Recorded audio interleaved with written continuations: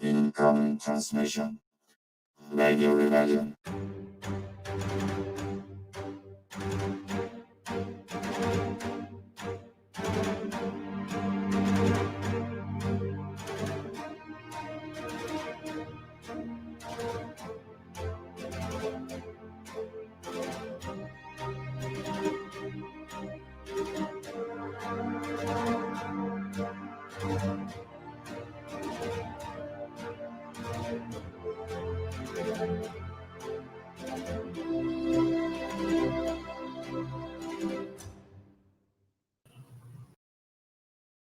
Welcome to the Rebellion, the 50th episode of Radio Rebellion, a Star Wars podcast. I am your host, Alberto Calderon. Thank you guys for being here. Oh man, yesterday we were treated to one of the greatest pieces of Star Wars that I've seen in a long time, long time. And I'm pretty sure you guys all feel the same way. But yes, this is our 50th episode, so it's been almost a full year. We're this close. Next week will be our last episode of the year, last episode of season 2. But we made it. We made it to 50th episode. I said it here before. There were times that I didn't think this was going to last long. After episode 3 or 4, I was down, different things. But you guys kept me up, kept coming back to every episode, these discussions, these videos, Star Wars. There's so much to talk about. So yeah, here we are, 50th episode, and what better way to celebrate our 50th episode than talking about the Mandalorian season 2 finale, which was probably the best episode of the series so far. I don't think I'm going out on a limb saying that. I can't believe that I've seen some things out there on Twitter of people not liking this for whatever reason. We'll get maybe a little into it. But yes, Mr. Restoni, how you doing? It was unbelievable. I can't believe... come on, what we saw yesterday. Dale, yeah, you were first, Dale. Thanks to you, Dale. Thank you, Tony. You're always here supporting the channel, supporting me. I love it when you guys are here apart from everyone else. But yeah, we got a lot to talk about today. Oh man, that episode, I can't. It's staying away from Twitter today. Yesterday was the worst because, as you guys know, I rarely get to watch. I'm not gonna stay up till 3 in the morning to watch it. When I wake up in the morning, get the kids ready for school, get ready for work, I don't watch it till 6:30, usually 6:37. When I get back home, we make it a family thing. We all watch it. So staying away from Twitter, Facebook, any social media yesterday was difficult because I knew if I went, it was just gonna get spoiled. And again, some people, I know we gotta be the first ones. I do this show Saturday evenings. And by the time I get to talk to you guys, everyone else already has their show going. There's like 20 different reaction reviews. Everyone needs to be the first.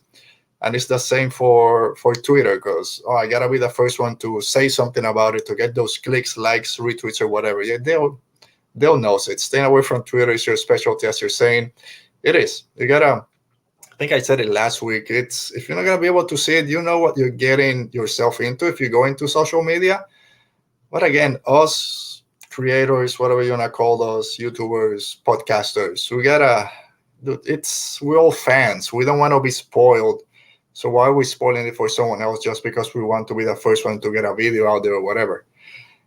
With that said, Saturday tomorrow comes around. I know a lot of people wait till Monday because that's when Star Wars officially starts promoting it with official images, the character posters and all that. But I usually wait till Sunday. That's when it's been 2 days. Everyone has watched it already most of the time. So usually on Sundays I start posting. So there'll be tomorrow, but it's not tomorrow, it's today. So let's get on it. Before we go, thanks to everyone that participated for our giveaway, which will be next week. I've been posting it, talking about you guys here. So next week, we're going to be giving away this Grogu keychain now that he's gone with the Jedi. Oh man, that scene. So we had over 30 participants participate, basically. But again, if you liked it, it was 1 entry. Retweeted was 2 entries. And if you subscribe to our YouTube channel, you got 3 entries. So in total, we have over 80 entries. So it's going to be interesting. So we'll do that.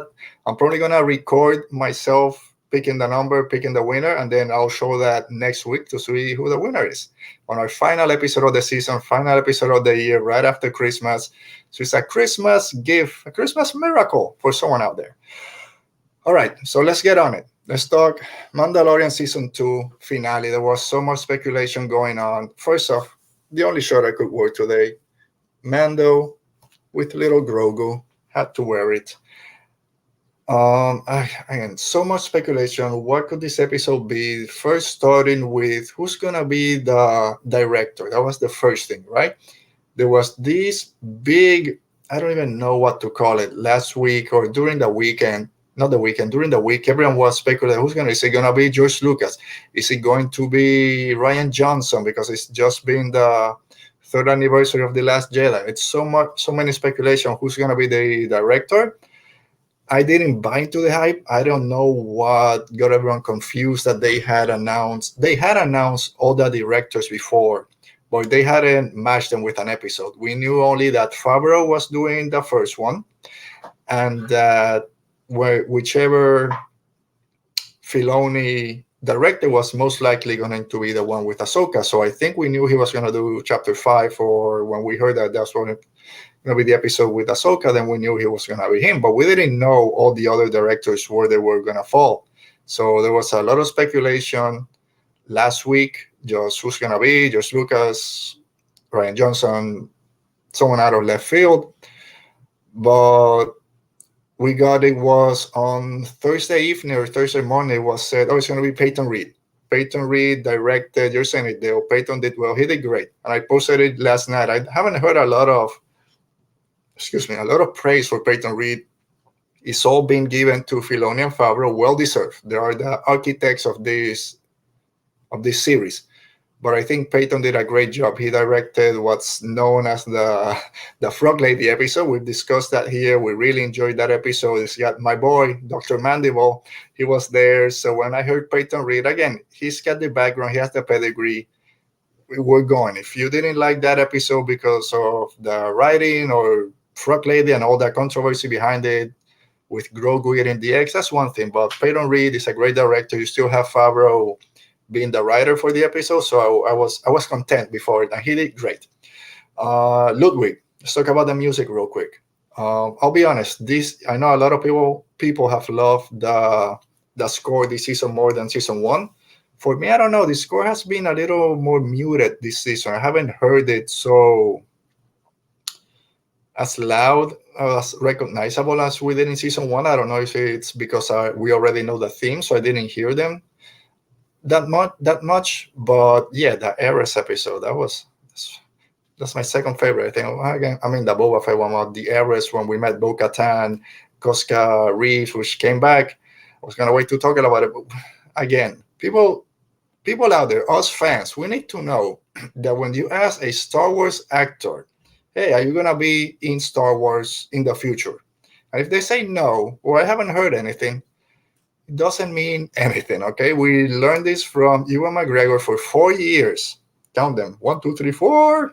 Being asked, are you going to play Obi-Wan? Or again, are you going to play Kenobi? And his answers, I would love to. I haven't been asked. They haven't approached me.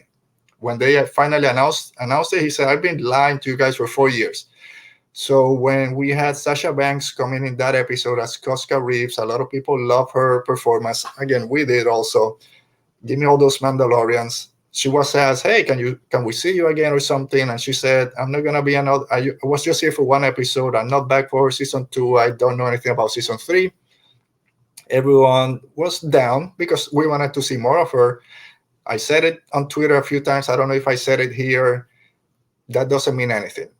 If Bo Katan needs to come back because it's the dark saber story, she's going to be with her most likely. So just because she said that she's not going to be in another episode this season, don't buy it till the season is over. And she came back, which was great. So I was talking about the music. The music in this episode is my favorite one of the season, possibly the whole series. The music theme, the score for this episode was phenomenal. At the end, all the Luke stuff. Oh man, the music in this episode was great. I love every single beat that it had. All right, so let's go ahead. We'll start talking just about how the episode, we'll break down the episode and then go to the bigger themes at the end with, of course, the big reveal and what it means for the future of Star Wars, for the future of The Mandalorian. So it starts with Slave One, which you know me, I love my Slave One. I love all the sounds that comes from Slave One. He's chasing this Imperial shuttle, shooting at it, and then we learn that Dr. Pershing is in this shuttle. They're not gonna blow it up. They need something from Pershing, so hit it with an ion cannon, disable it, and then Boba, deactivate your shields, lower your weapons, prepare to be boarded. I love those words. And you can see Slave One just hovering over, and that sound when it connects to the ship. They go in, Dean gets it. Hey, what's going on? They start. They need to get something from Dr. Pershing. We have these two Imperials that we know Imperials, they don't care about anything. But these guys, I don't know if they're real Imperials. They didn't have a helmet on. They didn't have the suit. They didn't act like Imperials. It doesn't matter. And then this guy, he gets Dr. Pershing, puts the blaster to his head, and that's fine. We expect that to happen. The other guy, I'm not with him. This has to go down as one of those Star Wars characters and performances, like the stormtrooper that hits its head on A New Hope, the Mon Calamari on Return of the Jedi, just walking aimlessly. This guy, when he says, I'm not with them, he gets shot in the back. And he doesn't just die and go, and dies. He goes, and then falls over. It's the funniest death scene I've seen in a long time. And just falls down. So it starts, that's Peyton Reed. If that was your choice to go that route, if it was the actor's decision, I commend you. I love that. Again, Star Wars needs to have those little funny moments. So guy goes down, and then we get, of course, they go, put your blasters down. I'm gonna kill him. You don't know how important this person is for the New Republic. What if he dies by your hands or whatever? And he starts talking crap to Cara Dune, and she finally does what I always wanted someone to do in that situation in movies. It's always there's two guns, and then one person says, put your guns down, or I'll do whatever, I'll kill him. Or they will die before you kill me. No, that blast is going to be quicker than your trigger. So why are we always putting our guns down? Yeah, Tony was hilarious. The way, but there's so much going on in this episode. It's one of those moments that just goes by, but I'll remember it for always. So he starts talking crap about Cara Dune, about Alderaan. I was there on the Death Star when it exploded, and she's like, I'm done with this. Blast the guy. So straight shot through the head, through the between the eyes. We saw her the episode before as a sharpshooter, so you know she's not gonna miss. But again, yeah, just do it. Again, at the end of halfway through the episode, we have something similar between Din and Moff Gideon. Din, just blast the guy. Anyway, I digress. We'll get there. So that happens. They get Dr. Pershing, and then they separate. They got the Imperial shuttle. We know Star Wars. They're going to use that Imperial shuttle to infiltrate a base, or here a Star Destroyer or a Star Cruiser. But before we do that, Boba Fett and Din Djarin, Slave One, go to this planet, which I don't know what planet that is. I saw on Twitter a few people saying that it might be Lothal because of the factories that were there. No idea. If someone out there knows what planet that is, let me know. I'm sure we'll learn soon. So then, when Slave One is getting there, before we go into Slave One and that scene, let me say hi to our friend, the one that leads the Monkey Lizard Army, Salacious Rom. How you doing, Salacious? Hello, the Monkey Lizards have not yet recovered from this episode to make any sense today. Alberto sobbing like baby Monkey Lizards. I was there also. My daughter was sobbing. We'll get to it at the end, but yeah, man. I watched it about 2 hours ago. My third viewing, still get a bit emotional. Not as emotional as some other scenes I'm gonna mention, but it's still there. It's the beats were there. This episode had everything: lore, action, emotion, the music, everything from Star Wars that we love. But we get to this planet. Slave One parks or whatever ships do it. Goes down on the planet, and we see one of my favorite ship designs from recent history, and it's the Mandalorian Gauntlet Starfighter from Bo Katan. It's just standing there with those wings pointing up. I love that ship. I thought that was going to be Din Djarin's ship after the Razor Crest exploded. That was maybe one way he could go and get a gauntlet being a Mandalorian. And who knows, the way this episode ended and what the future might be, we'll see what happens. But seeing that Mando gauntlet starfighter, oh man, it's love that ship design. I hope we see it more in season 3 or wherever this series is gonna go moving forward. But they walk into this bar as always, or whatever. I'm gonna say it's a bar. Again, we got our boys. We got Boba Fett and Mando. They go in. They start checking the scene, and they see that's where we see Bo Katan. Of course, we saw the ship outside, so we know she's gonna be around. We see Bo Katan and Cosca Reeves, and that's when I went. Like I just said before, we knew she was gonna be back. She said she wasn't going, but there's Sasha Bank. No Axe Wolves. I really wanted Axe Wolves there. I thought I had a picture about it to put up, but I don't. Doesn't matter. So I thought we were gonna get Axe Wolf also, but doesn't matter because it works for a scene later on. So we got Bo-Katan, Cosca Reeves on one side, and then Mando and Boba Fett. So this is a tag team match about to go down. Yeah, Dale, you say two Mandos walk into a bar and find two other Mandos. What's gonna happen? Probably a bar fight, and that's what went down. So we have, and I love because all through the season, Din Djarin doesn't know the history of Star Wars. Just mentioned it before. He's learning things as he goes on. A lot of it through, or we're also learning through his eyes. But a lot of the lore about the Jedi, the Mandalorian history, we know that he doesn't. But I love that Boba Fett on one side and Bo Katan on the other, they know each other. She just sees that arm, and she knows that's Boba Fett, and I get a few things to say to him. You're not a real Mandalorian. What does she say? Yeah, you're not a Mandalorian. I love Boba Fett's combat. Never said I was. We had this big discussion in social media last week or the week before when Boba Fett gets his armor back that belonged to his father, Jango Fett. He shows Din Djarin the scroll that said this armor belonged to Boba Fett. It was given to him by X person, and now it belongs to Jango Fett, and now belongs to Boba Fett. And he's okay. It's your armor, and we all went, yeah. He's a foundling. He's a Mandalorian. That's done. We don't have to worry about it. I love that it's still unknown. We don't know because Boba Fett doesn't give a crap about it. I want my armor that belonged to my dad, and I'm gonna protect it and wear it and do with it what I want. I don't care about all this Mando culture behind you guys. I just want my armor back and what it represents for me. And she's like, that armor doesn't belong to you. You're a disgrace to that armor. And he's like, that's when he said, oh, this armor belonged to my father. Oh, you mean your donor? You're a clone, and I've heard your voice thousands of times. Come on, again. We talk about fan service. There's two ways to do fan service. This is how it's worked. You can then what does that mean?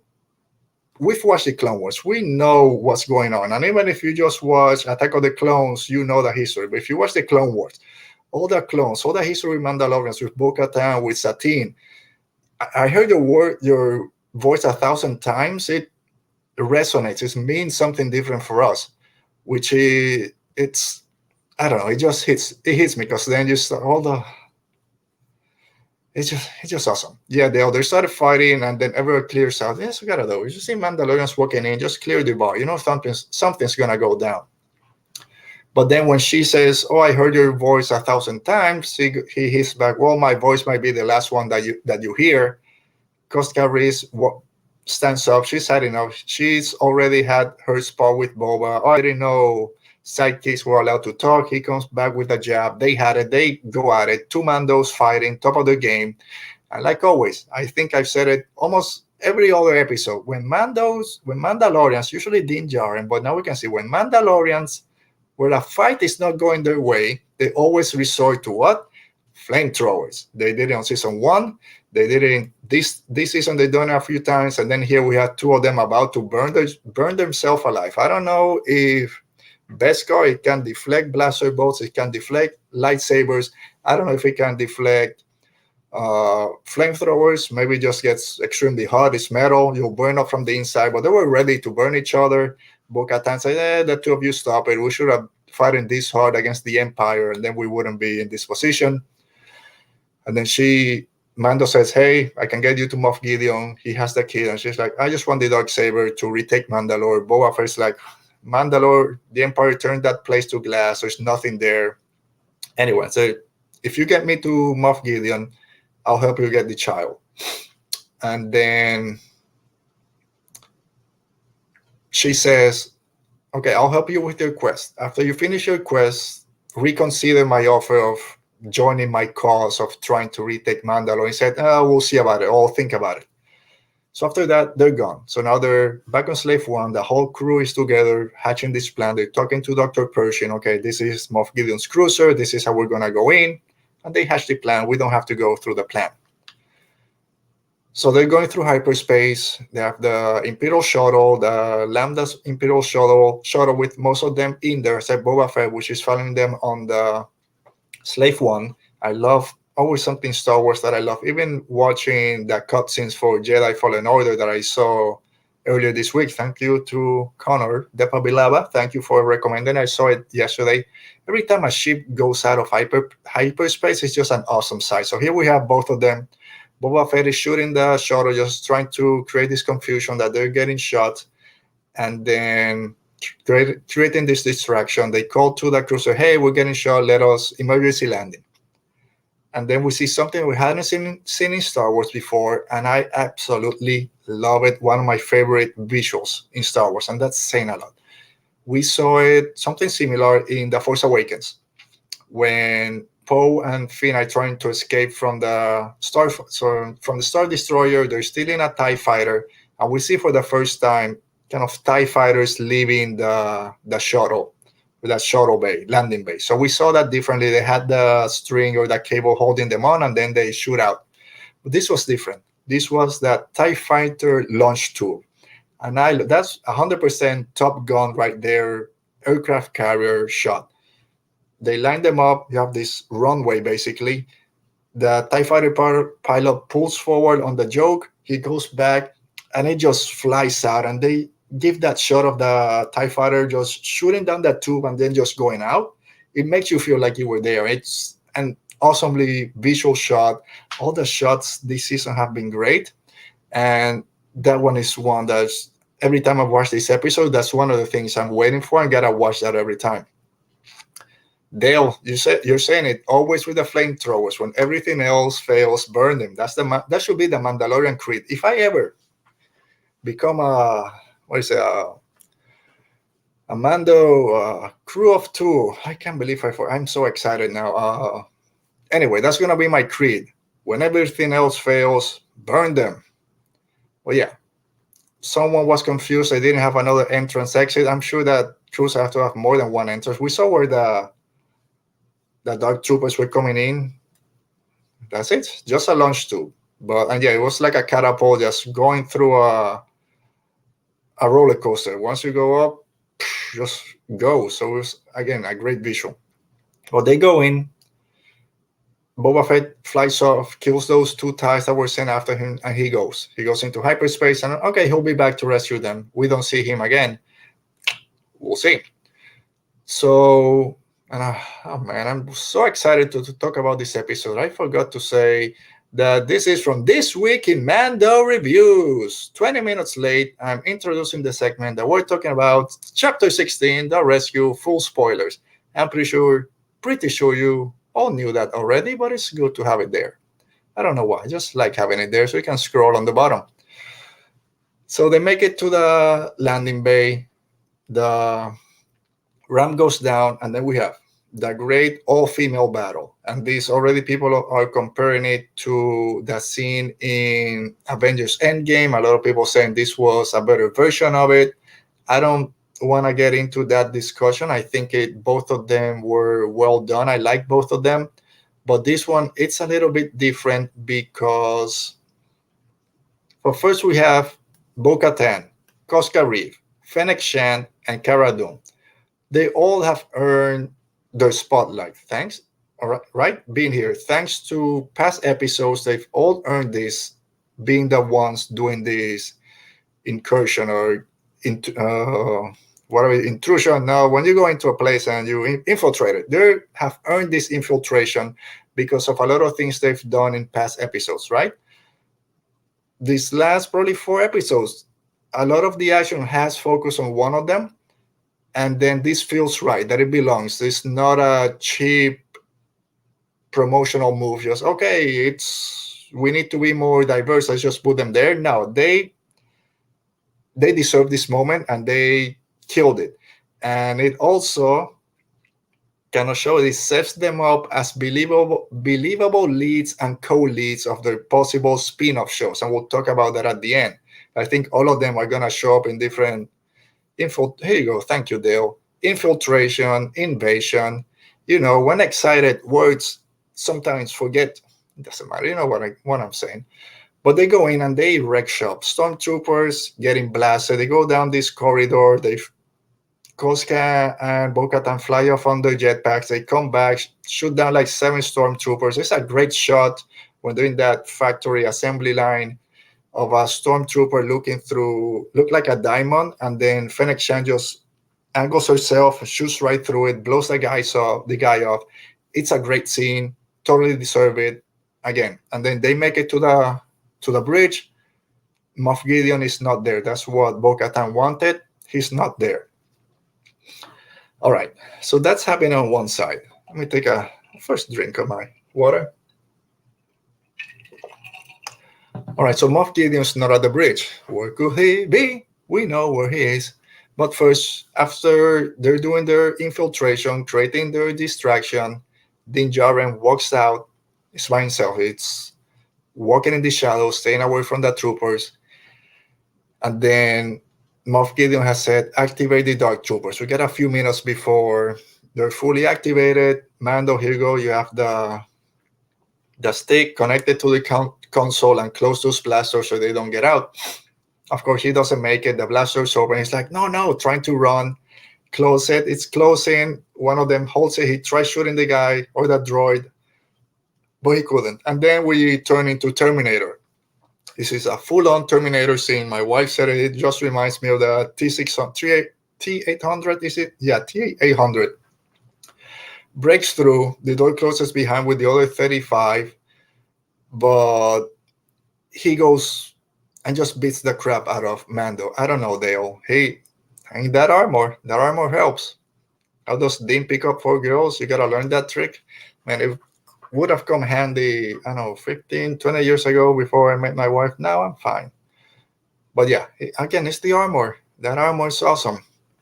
But anyway, so then we have this great fight between Mando and just one Dark Trooper. They go at it. He's trying to use the blaster, doesn't do anything.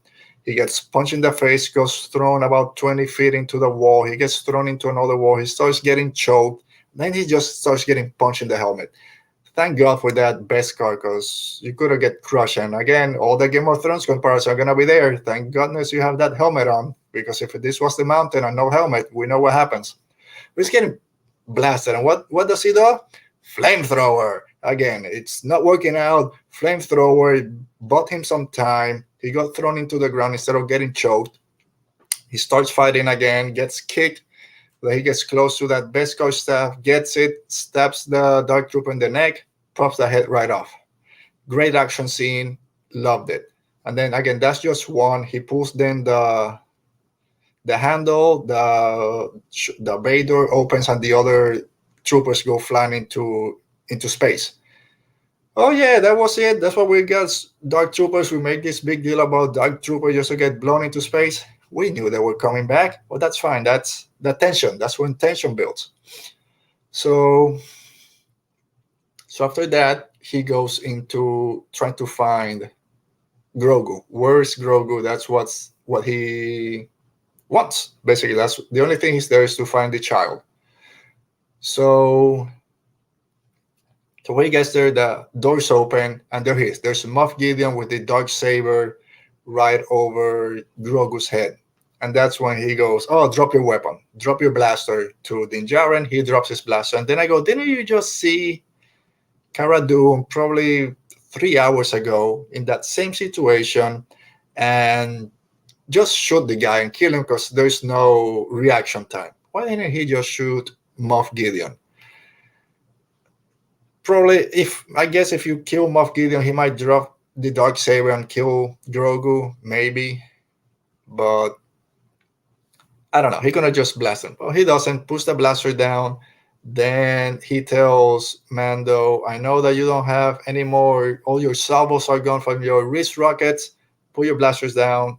Let's have a conversation." They talk a little bit. Hey, I just want the kid. You do whatever you want. I just want the child. And after talking a little bit, Moff Gideon says one of my favorite lines: "Assume that I know everything," which is true. From season one, we learned that he knows everything about everyone. He tells, "I know you've been flying with Bo Katan. She's here because she wants a dark saber and what it means, the power behind it, and all that stuff. I just want the kid." And Moff Gideon says, "Okay, I already have what I needed from him, what I wanted. I got his blood. You take him, and then we go our separate ways. We don't have to deal with each other again." Come on, we've seen enough of this to know that he's bluffing. But Din Djarin, we said it of other people. I said he's not the might not be the smartest up here, especially when no helmet is off or when he's thinking about his child. He goes to grab Grogu. Gideon just whacks him with a dark saber, starts trying to cut him up. Cut him up. Again, we know that Beskar deflects the lightsabers. They have this great battle in that hallway. There's a scene of Gideon just pushing that dark saber against the forearms, against the wall, just trying to cut everything. He has this Beskar staff trying to defend himself. There's a back kick that flips him over, but it blocks him. And then he had it. He just jabs it forward. Gideon holds it with one hand, but he's not gonna be able to hold it for long. Gets pushed into the wall. Darksaber goes flying, and then just gets knocked down. Oh, you're not killing me? You're sparing my life? This is gonna be interesting. Mando doesn't know what's going on. I knew it. Oh, here we go. He's holding the Darksaber. Something's gonna happen. And then we go to the bridge. We have that great conversation, that great also exposition, I guess, for people that don't know the history of the Darksaber. He walks in, Din Djarin walks in with Moff Gideon, Darksaber in one hand, carrying Grogu. Was the first thing that Bo Katan said. What happened? Oh, he brought him alive. That's what happened. No, that's not what she meant. She means that. Darksaber, now it belongs to you, not her. Oh, here you go. Take it. She just standing there. I'm like, oh no, she can't take it. She needs to win it in battle because, and I didn't say this before they did that, before they reached the cruiser and all the female characters worked out, she tells Bo-Katan, says, Moff Gideon is mine. I don't care what happens to him as long as he surrenders to me. Right there. That's the creed. That's what needs to happen. For her to get the Darksaber, she needs to defeat Moff Gideon, and Moff Gideon needs to surrender to her. Don't bring him to me. He needs to surrender to me. That's the only thing that matters. So they were setting it up. I didn't catch it the first time, but I watched it the second time. Oh, right there. It was right there. But Din Djarin doesn't know. He doesn't care. Here, just take it. I'm giving it to you. And Gideon, he knows everything. Oh, she can't. Oh, she'll be a fraud to the throne. She won't be able to reclaim Mandalore. You're going to have to fight him. He's there. Kill him. So that's going to be great. Season 3, which we're going to be talking a few minutes where I think season 3 might be about. But that's a great dynamic there. Now, a lot of people on Twitter are saying, but Sabine gave Bo-Katan the Darksaber in Rebels, and that's how she became the ruler of Mandalore. Again, and from that point on to we meet them in the Mandalorian, we don't know what happened and how she lost the Darksaber. I'm sure that's had something to do with it. I don't know why people don't learn. Don't go against what Filoni is being constructing.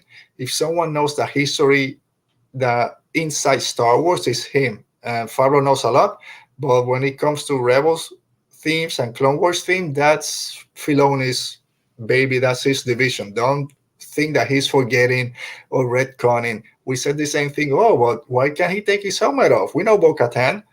Bo Katan came in this season. They explain it. Everything has a purpose. So don't say that they don't know what they're talking about. Let's just wait. So then, and this is where it comes there, like you said, how many life forms? Because I think it's Fennec Shan saying there's an alarm or there's something in the scanners. Oh, how many life forms? None. And then we see there's about 40 Dark Troopers coming back into the launch bay. And it's about to go down. Moff Gideon says, oh, you got a good troop here defending you, but you had your problems with one dark trooper. Let's see how you do against a whole battalion. Like, all right, how is this gonna go down? They are, but everyone's there. Everyone has their guns out, guns drawn. Everyone's pointing at the doors. Dark troopers are coming in. They're walking into the bridge, close the blast door. There's probably about 8 or 10 just lined up, and we got another more Terminator, more T2. They just start punching. They put their guns down, start charging up and punching that blast door. They just keep hitting it and hitting it. It starts breaking and breaking. It's about to just crack open. Then we hear an alarm, beep, and then camera shot and next one. I lost it. At that point, I thought it was the New Republic Rangers. Oh, they're coming. I forget the name of the character. We've seen him twice already. I thought that was it. Then Cara Dune says, "Oh, just one X-wing? Yeah, we're saved." That's when I knew. Not there. It lands in the shuttle bay. Identify yourself. No answer. That's when I knew. It clicked. That's the Jedi that's coming to save Grogu, the one that heard the call. There's only one Jedi that has an X-wing at this point in time. It has to be Luke Skywalker. I've said on Twitter a bunch of times. I don't know. I probably said it here also. I didn't want it to be Luke Skywalker for a lot of reasons. When I saw that X-wing and I put two and two together, that's Luke Skywalker. The happiest smile in my face from this whole season. I love Boba Fett, but what was about to happen. I couldn't explain. I was just too ready for it. So it lands, and then it just starts wrecking shop. So he goes in. All the dark. No, first we see the. I'll talk about him and I'll get there. But then, so we have the X-wing. Then Gideon's face when Boba Fett said, "It's a Jedi." You could see on Gideon's face, he's like, "Oh crap! What did I just get myself into?"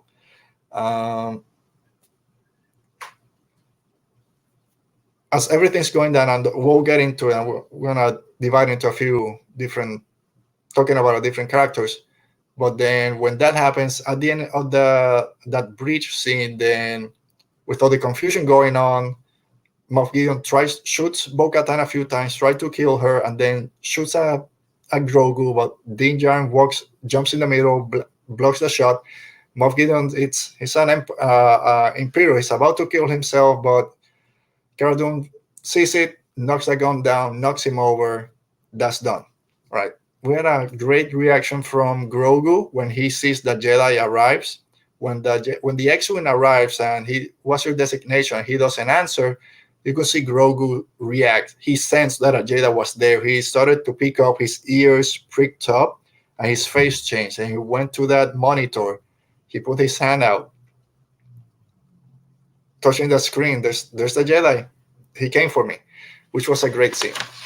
But all right, enough with the cryptics. Let's talk about it. Let me put this here real quick and take a little sip of my water before we continue in this great discussion of Season 2 of The Mandalorian, Chapter 16, the finale.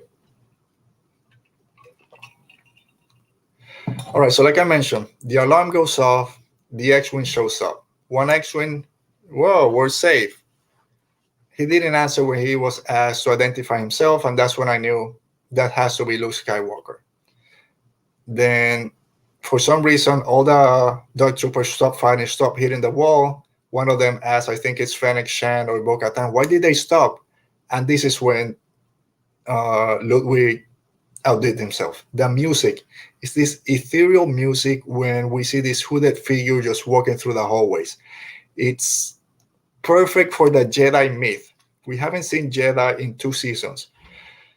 We've heard about Jedis. We saw Ahsoka Tano, but everything. Din Djarin doesn't know. Are you a Jedi? Does this feel Jedi to you? Even when he shows up in this episode, are you a Jedi? But the music in this scene was so, again, ethereal. Was like you were watching something from mythology that you didn't know existed, and everyone was in awe at what they were seeing through the screen as this Jedi was just making its way through Dark Troopers with no issues, just cutting everything.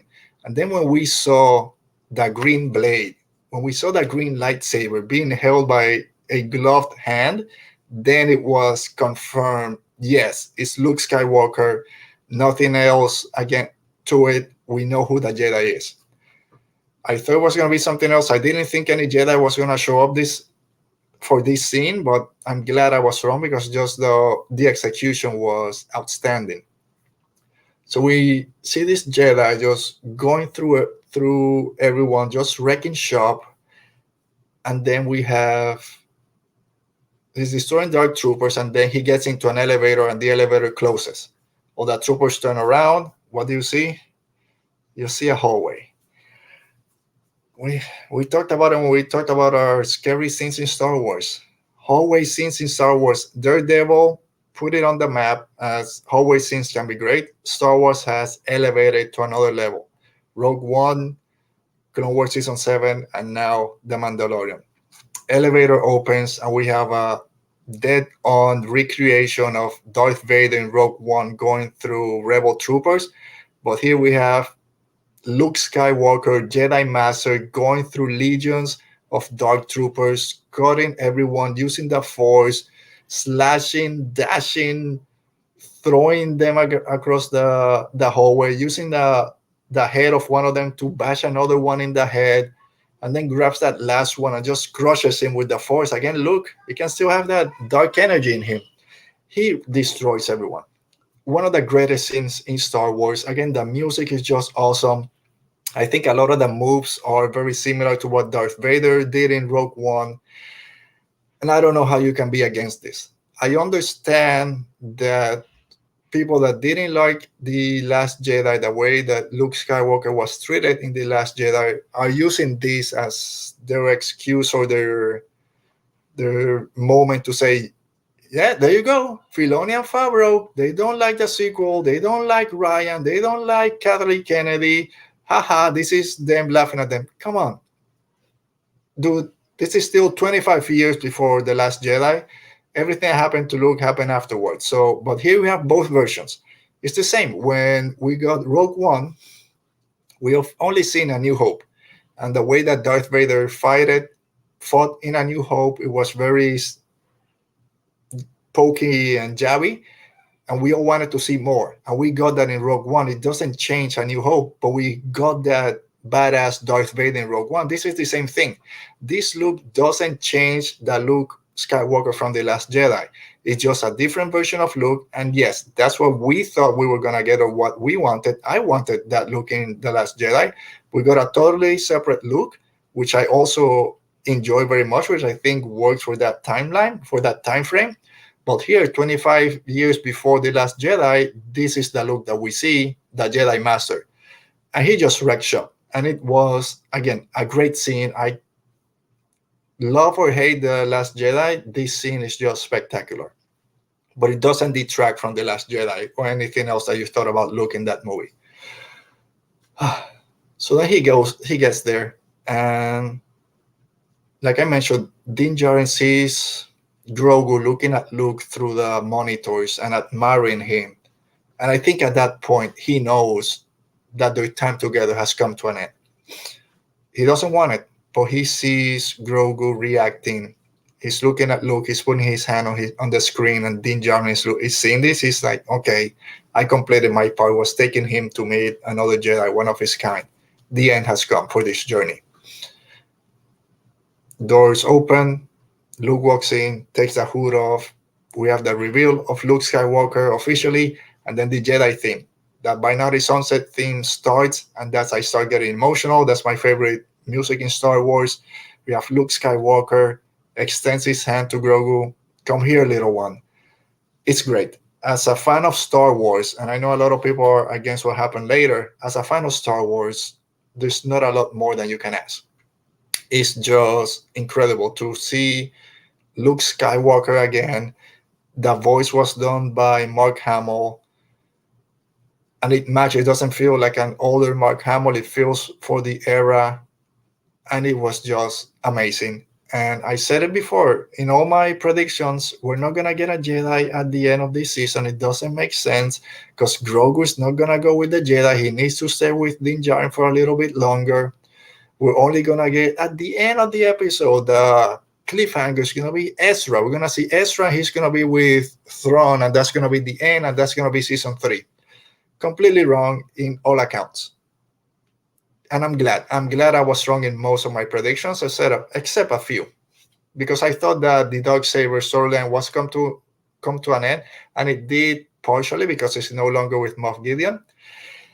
And I thought, I don't remember if I said it here on the show, but I've thought about it and probably posted about it before, that Grogu's storyline also had to end eventually. I'm surprised it ended, at least that separation ended with season 2. If you put money on it, nah, it's not gonna go. He's gonna stay with Din Djarin. Din Djarin is not gonna give up Grogu, and he didn't want to. He told Luke he doesn't want to go with you, and Luke said he's waiting for your permission. That's a dad waiting for his parents to say, yeah, you can go to Little League or you can go to camp or whatever. He's waiting for your permission, it was awesome. And then Luke goes, and this is when Din Djarin says, okay, I can trust you. I will give my life to protect the child, but he will not be safe until he can master his abilities. People are gonna be after him, but he needs to master his abilities. I will give my life to protect the child. That's what Din Djarin has been doing for 2 seasons. He knows that a Jedi is gonna do that. He knows Luke is gonna do this. So that's when he says, okay, I can let my child go. He gives a little head nod. When Luke Skywalker grabs Grogu right before they go, both of them do a little head nod, like, take care of my child. Don't worry, I got this. Between Mando and Luke, they all both give the head nod. I'm trusting you with my child. You better not mess it up because I'll come for you. And again, that's an emotional scene. Of course, we get Luke with the great, may the force be with you. That's what we wanted to hear. We hadn't heard it the whole season. We heard this is the way and all the great Mandalorian catchphrases we finally heard. I'm not sure if Ahsoka said it, but hearing from Luke saying, may the force be with you, it's just so great. So then we had R2 comes in.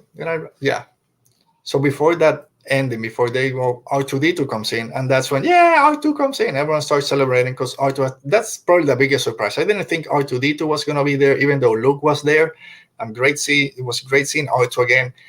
And second, the first viewing when Grogu sees R2D2, that's when he turns, because he was holding to Din Djarin's leg as a child doesn't want to leave for that first day of kindergarten.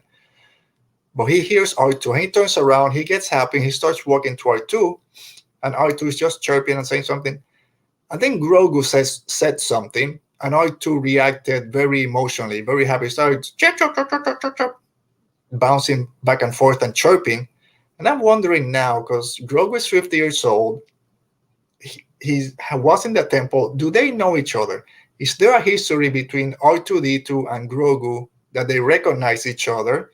That's why he is now a little bit calmer and safer, leaving Din Djarin to go with Luke Skywalker, because he recognizes R2D2. He says something to R2 that R2 recognizes and starts laughing, basically, and then they go together. It was a great scene. All right, so let's go to the real emotional part. So Din Djarin and Grogu. The scene that I didn't think was going to happen, probably, I know 90% might be too high, but a lot of people didn't think this was going to happen, especially this season. This show rides on Grogu and Din Djarin, that clan of two. That's what makes the show. He's not a prop or a MacGuffin to move around. It's one of the main characters. So I was 100% sure this is not going to end now. Grogu and Din Djarin are not going to be separated by their own accord at the end of season 2. It's just not going to happen. Glad to be wrong again. So I get the same reaction and almost the same emotional feeling from the Phantom Menace when Shmi Skywalker lets Anakin go with the Jedi, with Qui-Gon and Kenobi. The two of them, I'm letting you go to pursue a life better than the one that you have now because you're destined to it. I can't do it, Mom. I just can't do it. What does your heart tell you? We're going to see each other again. Do you believe it? Yes, maybe. That's still one of my favorite scenes in Star Wars, one of the most emotional scenes as a parent seeing that. So here we have the same thing. There's just no conversation between the two of them, so it doesn't hit me as hard, but you don't need it for the two of them. Their whole relationship has been mostly based on this communication where they don't understand each other. So it's just facial expressions and just the emotion each other. And then Grogu goes, touch the helmet. What we all thought, what's gonna be needed for Din Djarin to remove his helmet to finally show Grogu his face. So Grogu reaches out, touches his helmet, removes it. The music again. The music is just perfect. Removes his helmet. Grogu sees him. Din Djarin is tearing up. His eyes are welling up. And then this happens, and this is the one. This is the one that hits you. It's Grogu reaching out, touching Din Djarin's face for the first time, seeing his face for the first time, and reaching out and be able to touch it. Seeing your father for the first time. It's very Darth Vader, Return of the Jedi. Let me see you with my own eyes. Let me see you with my own eyes. Removing my hair, oh, but you'll die. No, that's I need to see you with my own face, with my own eyes, and that was this scene. And I'm more emotional now talking about it. I think that watching it, my daughter was bawling watching this part, plus knowing that they were separated. I was also crying because of her reaction, but it was just different. It's a show with a guy that doesn't show his face for 2 years, basically, and then a green little Muppet basically brings grown man and woman to tears because of the relationship that they had, and that's universal. That's Star Wars. That's real life. That's everything. So yeah, Salacious is saying, I really felt for Dean. He had to let Grogu go. He didn't want to, but he loved him so much. He had to let him go because it was the best thing for Grogu. I'm crying again. I get it. I'm with you. I'm with you, Tony. You're saying the same thing. It's just the power of Star Wars. Yeah, it's a movie. Yeah, it's a galaxy far, far away. Yeah, it's not real. Yeah, it's for children. It doesn't matter. It's the story. It's the emotion. So again, when people say that I didn't like this episode, I didn't like that, I can't understand it. I can't. So then, after he touches his face, they have a little smile. They're tearing up again. And then there's a great, they walk into the elevator. And that's one of the best music. They're just standing by the elevator. Luke Skywalker holding Grogu. R2D2's there. The music is just so emotional. They look at each other. Final look between a father and a son. And the elevator closes. And that's it. That's Star Wars. That's the Mandalorian. You're saying it, Tony. It's the unmatched power of Star Wars. I can't say anything else. It's just, whew, I need a drink of water after this. Oh.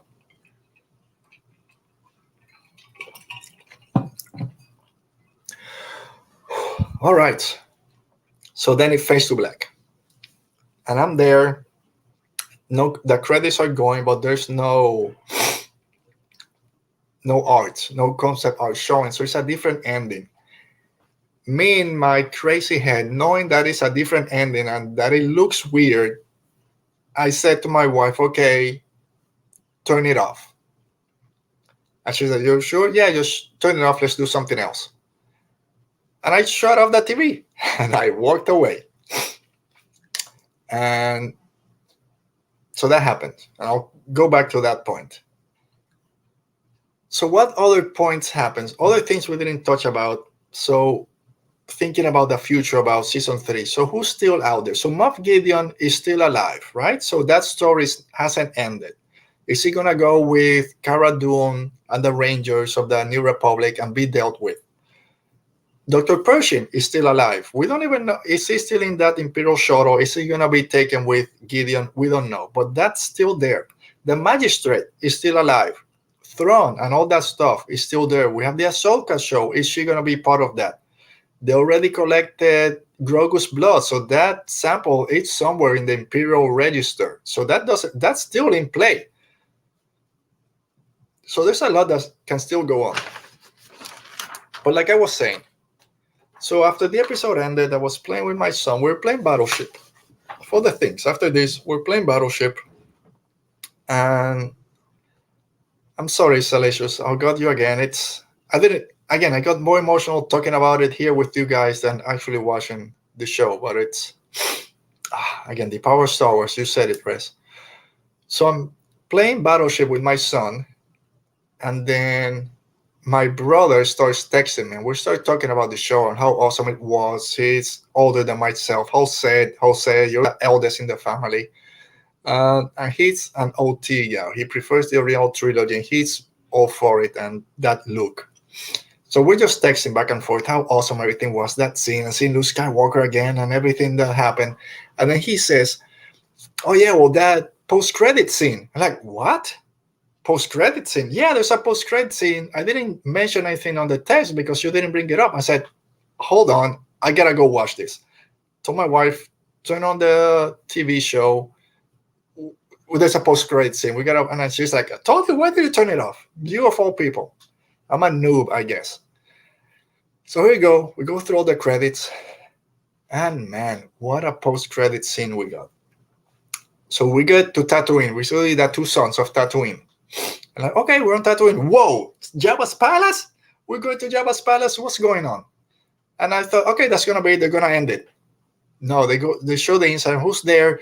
Bib Fortuna, our friend Bib Fortuna, all that food that was left. I guess they cooked that rancor that Luke Skywalker killed, or Jabba the Hutt. They grabbed Jabba from that pit from Carcoon or something, but he's been eating well. I know when you're in Tatooine, a lot of people suffer. Look at Obi-Wan, how he got all old and all that stuff, but Bib Fortuna has been living the life. And then we hear a blaster shot. Someone's coming down the ramp, down those stairs. He tells a guy, and I was pretty sure I heard it, and it was confirmed by someone else, that he said McClunky to the Gamorrean guy. He says, oh, blah, blah, go, McClunky. He goes, he gets shot, and we see Fennec Shan coming down.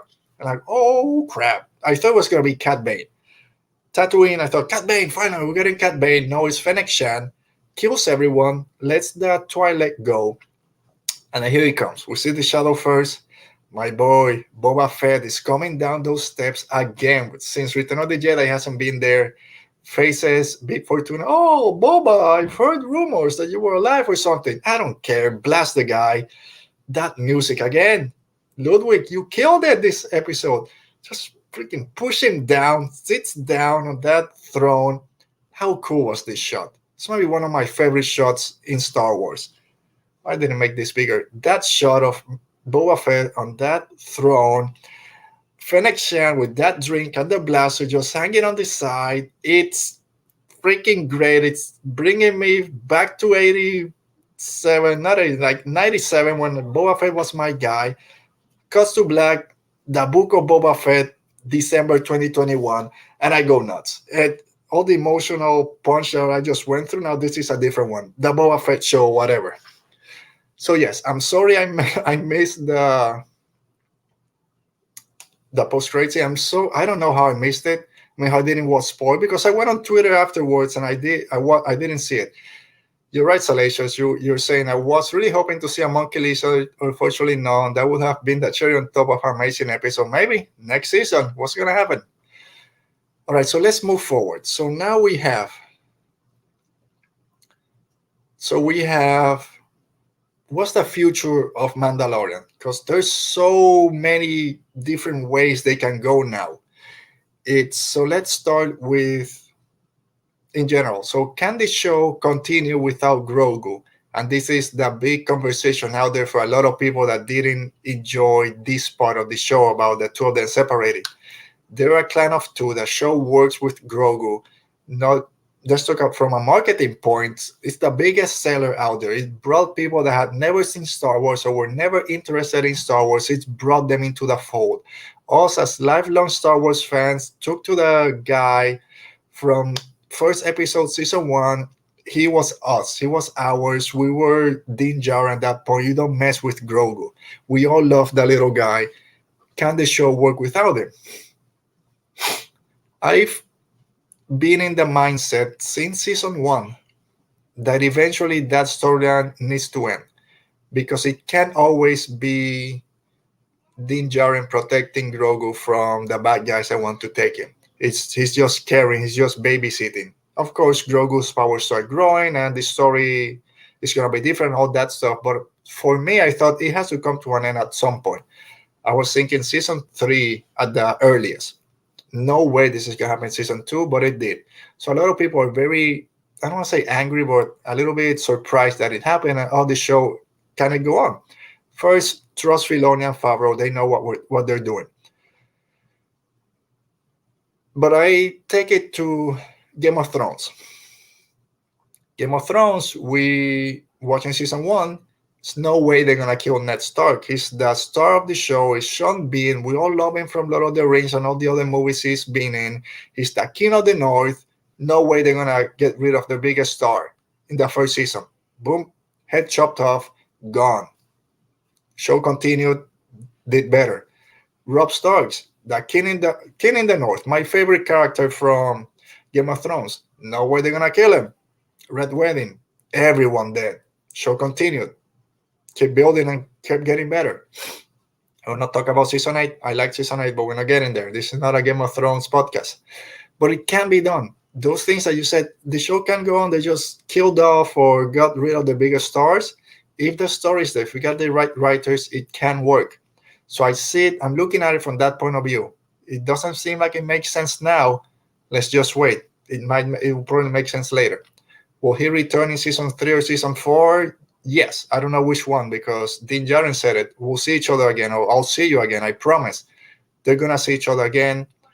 So season 3 is gonna be something. Can the show work without Grogu? Again, it's the Mandalorian. Is the Din Djarin part of the Mandalorian done? Is he off and now the show becomes something else? And we'll talk about it when we talk about the book of Boba Fett. I don't think so. I still see them as separate shows. I think season 3 and the book of Boba Fett are totally different. But that's that. So what can season 3 of The Mandalorian be?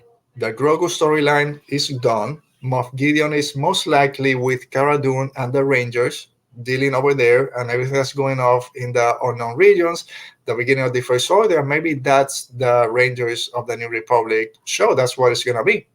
I'm figuring out everything's going over there. So season 3, for me, I'm pretty sure other people are out there, is to restore Mandalore.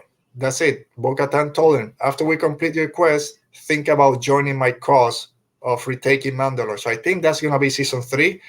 It's an actual Mandalorian show. We have Bo Katan, Koska, probably Axe Wolves, and Din Djarin looking for more Mandalorians. Is he going to find his old covert? We're going to get the return of the Armorer, and that's going to be the scene, which I thought we were going to get earlier this season between Bo Katan. It might just be Mando and the Armorer, but that confrontation about everything that how I was raised about the Mandalorian creed, this is the way, and Death Watch or Child Watch, are we zealots? Are we trying to create the old Mandalore? I just went through hell and back, and things are different. I removed my helmet for the only person I've ever loved, and this child. Get that confrontation. Are they going to be following Bo Katan or Din Djarin? Because he has the dark saber now. That has to come. They all have their thing about retaking Mandalore and who owns the dark saber, who it belongs to. We will probably learn how Bo Katan lost the dark saber to Moff Gideon. Is it because Sabine just handed it to her and then Moff Gideon brought that to light and then Mandalorians just got rid of her? Will Sabine show up?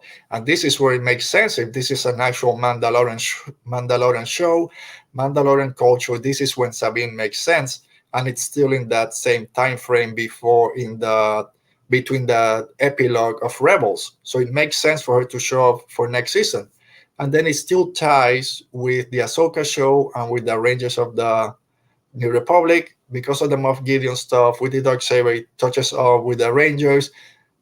Sabine, Bo Katan, it touches up with Ahsoka. So all those then come together for one big finale. That's what they said, those three shows.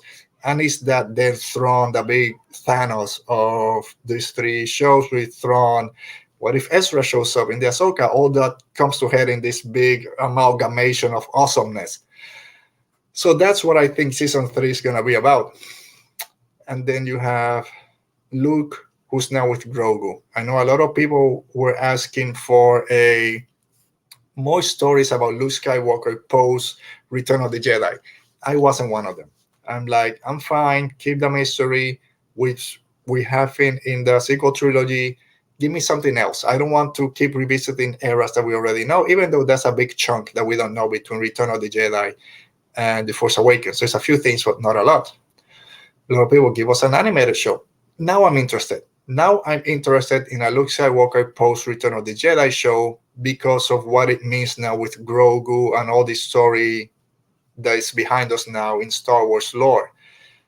Is Grogu, he's not there when the temple explodes. So let's take that out of the equation. He's not there. The Rise of the Knights, the Rise of Kylo Ren comic book, touch up on that. He's not there to be found. So he's not there. Did he meet Ben Solo at some point? Ben Solo right now, I'm not even sure if he's been born yet. He might be born in a few years later. Did the two of them meet? We can have them flashbacks, and this can be an animated show. It can be a novel, comic book, or whatever, another TV show. It also makes sense now for Ahsoka to meet Luke, which I was against before, but now they have something in common. This child that Ahsoka knows. Does she feel him in the Force? Does Grogu tell Anakin, I met this other Jedi, and then Grogu tells Luke, I met this other Jedi, and then Luke goes find Ahsoka. A lot of people are, not really. I didn't want that before, but now I'm on board. And then they had that conversation about Anakin before and after the fall. Might be awesome, might be great. Did something happen to Grogu while undergoing training with Luke that also then has Luke push him closer to that Luke from The Last Jedi? Did Luke fail in training him that he couldn't control his power? Is he too old to be trained? He can't train Grogu, and then that's part of the fall of Luke Skywalker as a Jedi master of a leader of the Jedi Temple. So we don't know. So there's a lot that now can happen with that one. All right, so let's go back. The Book of Boba Fett. Is this season 3 of The Mandalorian, or is this a totally separate show? I want to say that they're two separate things. But also, if we go to that investor call, Kathleen Kennedy said season 3 of The Mandalorian continues December 2021, Book of Boba Fett, December 2021. So can they have two shows running at the same time? Possibly. They have so many shows announced. Look at Marvel. They had like 8 shows coming out next year. Some of it will have to overlap. So will they have 2 shows overlapping? They're a little bit similar, so I'm not sure. I'm really hoping it's separate from Mando season 3 because of what I just said that I thought season 3 of Mandalorian should be about. So I really hope this is something separate. Or maybe season 3 is the Book of Boba Fett, and then season 4 we go back to Mandalorian and with Din Djarin, Bo Katan, and all that stuff. They'll just separate it a little bit. I don't know. Or do they run together, just one show, having those 2 storylines going? I don't know. That's going to be complicated. But what are the possibilities now of a Boba Fett show, which had been rumored for a while? I thought again, all my thoughts of my predictions. I thought Boba Fett is gonna hit the can. They're gonna kill Boba Fett on this episode. He's gonna sacrifice himself, and then Din Djarin is gonna have Slave One. Wrong. I'm glad. I thought the Boba Fett show was gonna be him escaping the Sarlacc pit and all that in between till we meet him again.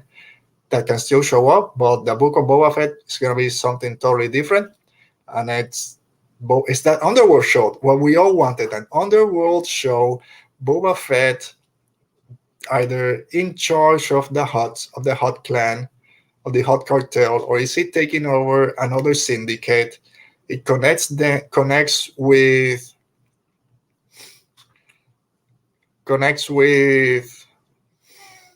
Rangers of the New Republic. But then if you have Boba Fett just running the underworld in the Outer Rim, the Rangers are not gonna be like it. So then you still connect to everything that's going on.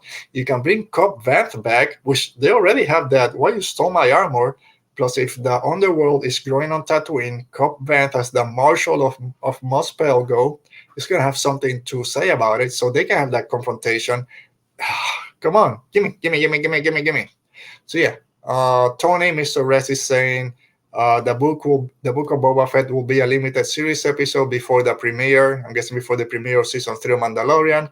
Only 4 episodes. Again, fine. Yes, give me. I don't care. 4 episode, 45 minutes of Boba Fett in the underworld, and then it connects to season 3, and with everything else that they have planned. Again, they brought Kevin Feige for a reason. They're giving more control to Filoni. To Filoni. Both Filoni and Favreau are overseeing Rangers of the New Republic, overseeing Ahsoka, bringing everything together with Mandalorian. I'm sure that Filoni is gonna be, that Favreau is gonna be involved with the Book of Boba Fett. I trust 100% what they're doing. I call me a shield, Star Wars shield, Lucasfilm, Disney shield. I don't care. They haven't faltered since this new direction that they're going. I love the sequel trilogy. Our next episode next week is all sequel trilogy. I love it. This is something different and it's working. So I trust. I had my doubts in some things. Everything's connected. I will never go against Filoni till he shows me something wrong. So yes, that was the episode. That was the finale of The Mandalorian Season 2, The Rescue. Probably the best episode of the series so far. I can't wait to talk about this again. Probably in Season 3 of Radio Rebellion. We'll take some time, come back and do a full review of that season. We'll do that a little bit later. All right. So I think that's it. Thank you, guys. Thank you, Salacious. Thank you, Tony. Thank you, Dale. Thanks to everyone that's been watching this episode so far. Like I mentioned, come back next week. We'll say who won the little Grogu keychain will be revealed next week on our finale. So next week, I know it's December 26th, it's the day after Christmas. I understand if you guys can't make it, but just watch the replay later. But if you can make it, we'll celebrate Christmas here. It's our Christmas show also. It's the finale of Season 2 Radio Rebellion is ending next week. Then we're going to be on a little hiatus. We're going to be gone for about 4 weeks.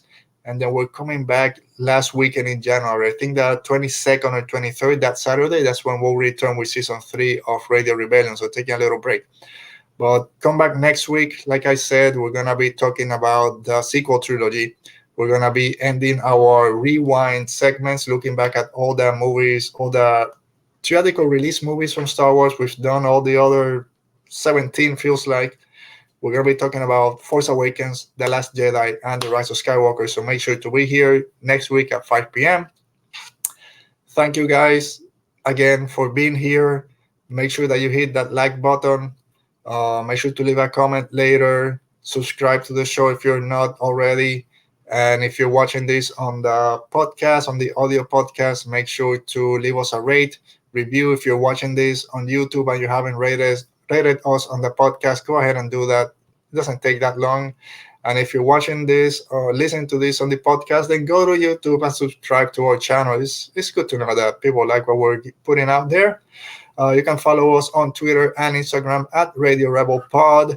You can send us an email at radiorebelpod@gmail if you want. And if you want to follow my personal account at Tweets by AC, I'm exhausted. It's an emotional roller coaster in the best way possible. I'll see you guys next week. Stay safe, be safe, and may the force be with you.